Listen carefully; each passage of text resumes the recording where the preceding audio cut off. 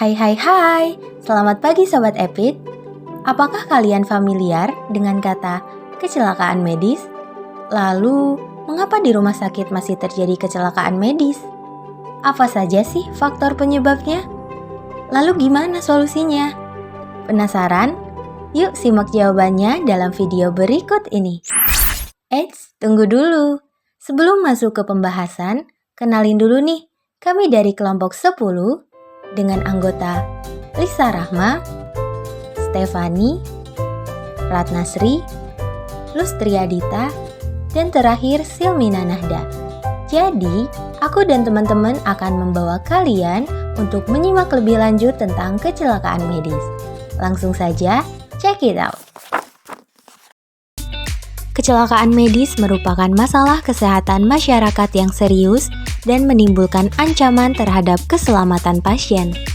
Kecelakaan medis dapat terjadi pada berbagai aspek pemberian layanan kesehatan, seperti pemberian obat, operasi, diagnosis, perawatan, dan hasil laboratorium dapat berpeluang terjadinya kecelakaan medis.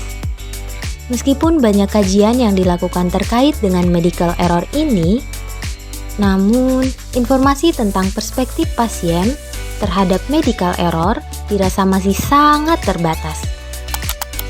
Sobat Epit, tahukah kamu kecelakaan medis atau medical error menjadi penyebab kematian tertinggi ke-8 di Amerika Utara loh?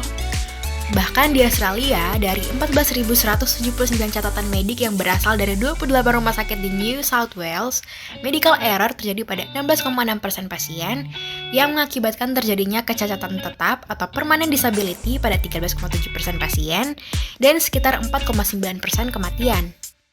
Lalu bagaimana dengan di Indonesia? Data Perhimpunan Rumah Sakit Seluruh Indonesia atau PERSI pada tahun 2008 menjabarkan fakta bahwa medical error menempati peringkat pertama sebesar 24,8% dari 10 besar insiden di rumah sakit yang pernah dilaporkan. Inilah beberapa kasus kecelakaan medis yang pernah terjadi. Mengerikan, bukan? Medical error atau kecelakaan medis sering dikenal dengan istilah the silent killer in medicine.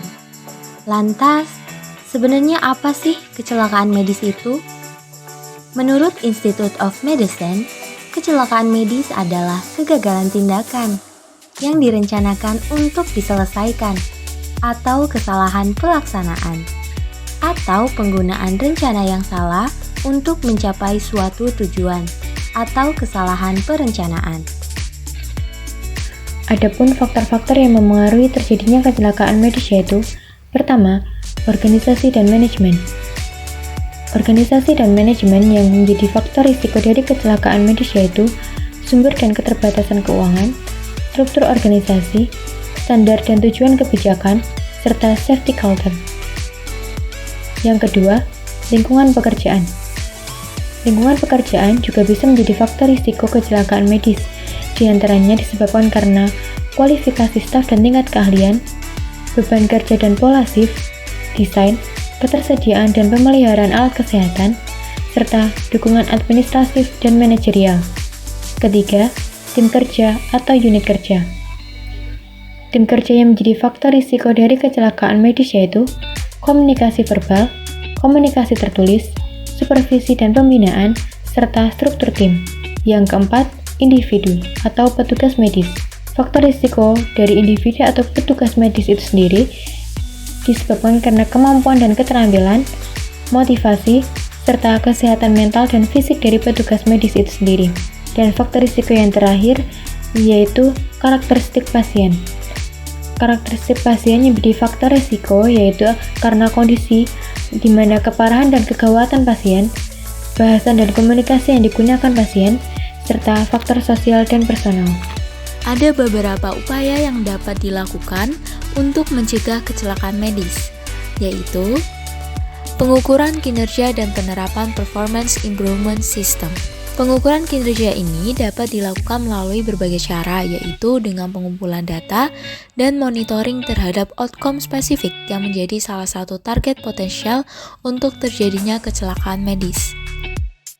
Kedua, menetapkan strategi pencegahan berbasis pada fakta. beberapa langkah pencegahan risiko terjadinya kecelakaan medis, yaitu dengan mengidentifikasi dan memantau kejadian error pada sekelompok pasien dengan risiko tinggi, serta memahami bagaimana kecelakaan tersebut bisa terjadi. Yang kedua, melakukan analisis, interpretasi, dan diseminasi data yang ada pada para klinisi maupun stakeholder. Yang ketiga, menetapkan strategi untuk mengurangi risiko terjadinya kecelakaan medis dengan mempertimbangkan bagaimana strategi tersebut dapat diterapkan dalam sistem pelayanan kesehatan yang ada. Yang keempat, apabila diperlukan dapat diundang para expert atau ahli pada bidang klinis, epidemiologi klinis, atau manajemen training untuk melakukan eksplorasi dan memformulasikan solusi pemecahan. Ketiga, menetapkan standar kinerja atau performance standards untuk keamanan pasien. Penanggulangan dalam melakukan medical error. 1. Bersikap transparan. Para tenaga medis atau dokter harus melaporkan situasi sebenarnya kepada pemangku jabatan internal yang tepat sesegera mungkin. 2. Berempati. Saat menjelaskan kepada pasien serta keluarganya tentang kesalahan medis yang dibuat oleh seorang dokter ataupun timnya, ucapan tanggung jawab dan mengungkapkan rasa penyesalan yang mendalam tetap utama untuk pasien. 3. Belajar dari kesalahan. Proses pembelajaran itu juga dapat menjadi bagian dari coping mechanism seorang dokter yang melakukan kesalahan. Sarana untuk memulihkan kepercayaan dan kebanggaan dalam pekerjaan mereka dengan berfokus pada perbaikan kinerja. 4. Bekerja menuju budaya transparansi yang baru. Untuk mengurangi kesalahan medis dan mengurangi resiko menjadi korban kedua setelah kesalahan terjadi, dokter harus bekerja dengan rekan-rekan sejawat dalam fasilitas kesehatan tempat mereka bekerja untuk menciptakan budaya dukungan dan transparansi internal.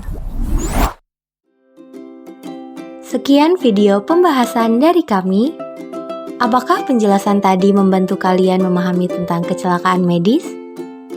Aku harap informasi tadi bisa menambah wawasan Sobat Epit tentang kecelakaan medis ya. Terima kasih dan sampai bertemu di video berikutnya.